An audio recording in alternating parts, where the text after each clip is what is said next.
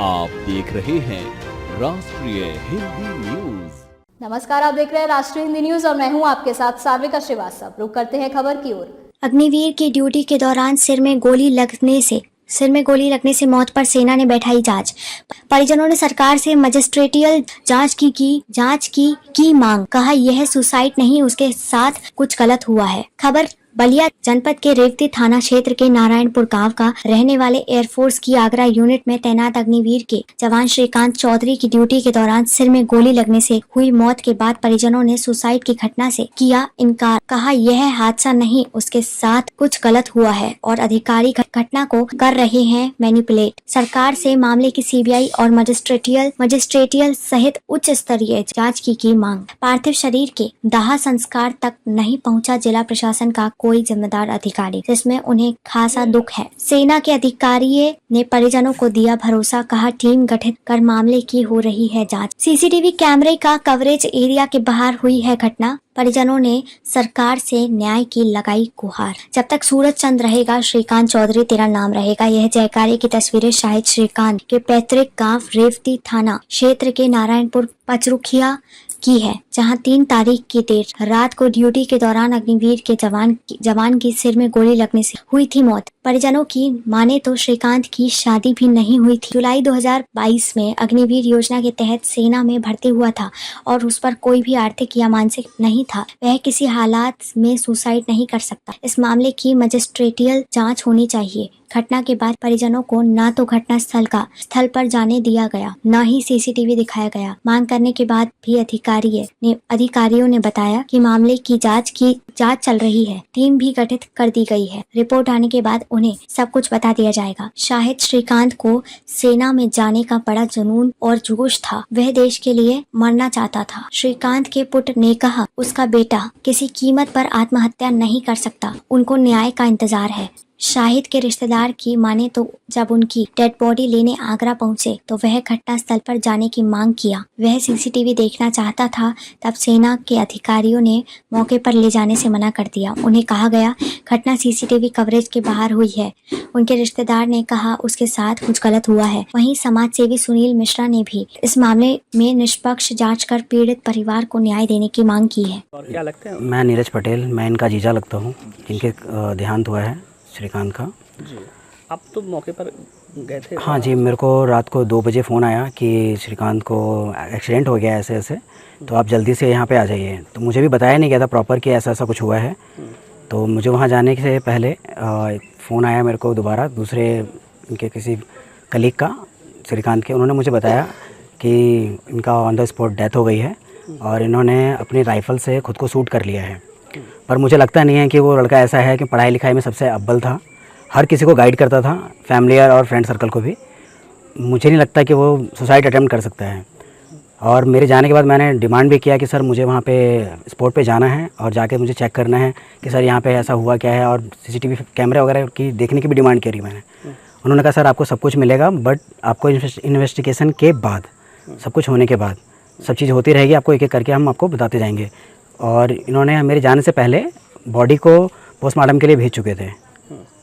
घटना हुई? ये घटना हुई है आगरा में, एयरफोर्स बेस है वहाँ पे आगरा में, वहाँ पे ये घटना हुई है। वह फिर हमें वहाँ भेज दिया गया। जब हम गए वहाँ पे पोस्टमार्टम के लिए, जहाँ पे पहुँचे तो बॉडी ऑलरेडी वहाँ रखी हुई थी।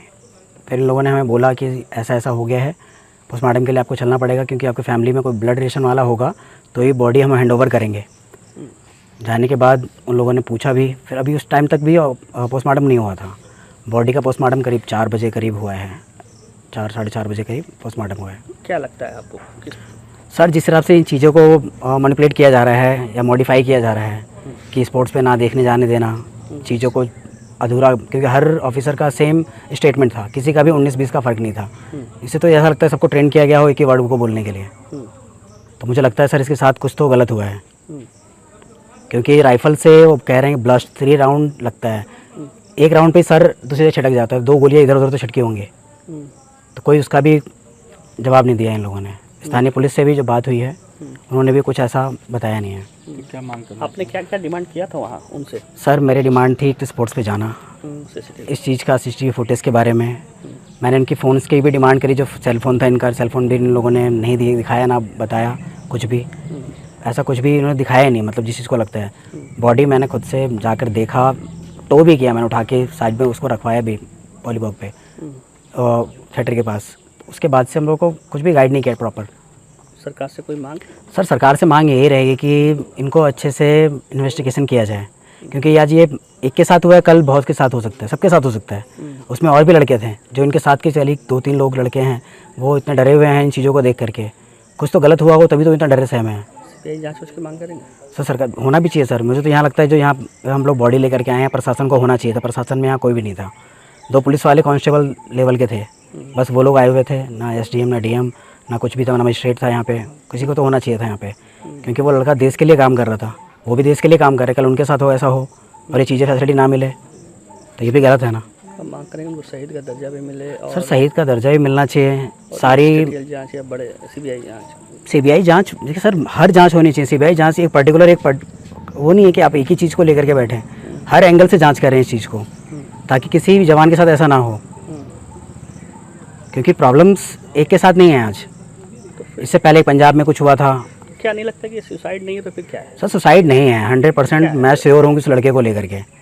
जितना मैंने उससे बात किया है, जितना मैं उसके साथ रहा हूँ, वो हर किसी को अच्छा एडवाइस करता था, चाहे छोटे बड़े हों। फिर क्या हो सकता है इसके पीछे? सर ये सिंपल सी बात है सर, या तो वहाँ पे कुछ मिस हैपनिंग हुई इसके साथ हुई है, गलत कुछ हुआ है।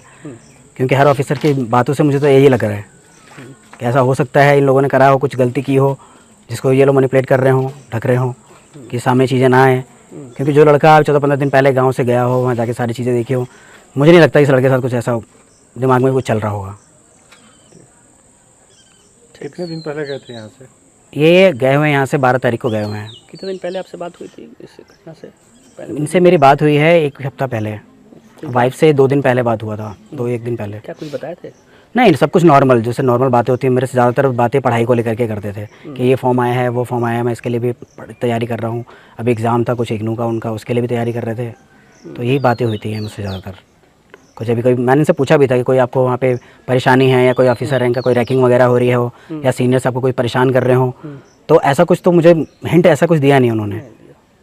बट अब क्या है पीछे ग्राउंड लेवल पे क्या हुआ है, या डर के मारे इन्होंने कुछ ना बताया हो मुझे, और वो चीज़ें तो सर इन्वेस्टिगेशन के बाद ही पता चल सकती हैं।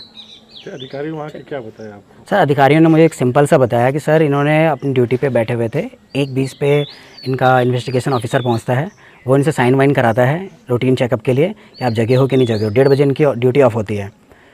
वो पहुंचने के बाद सब कुछ हो जाने के बाद उनका कहना है कि 1:20 और 1:30 के बीच में ये कांड हुआ है कि ये खुद को शूट किया है या जो भी है। कि सर अगर शूट करना होता उसको तो जहाँ बंकर पे बैठा हुआ है वो लड़का, जहाँ वर्किंग प्लेस है उसका, वो वहाँ पे करेगा, वो कैमरे से दूर जाके क्यों करेगा?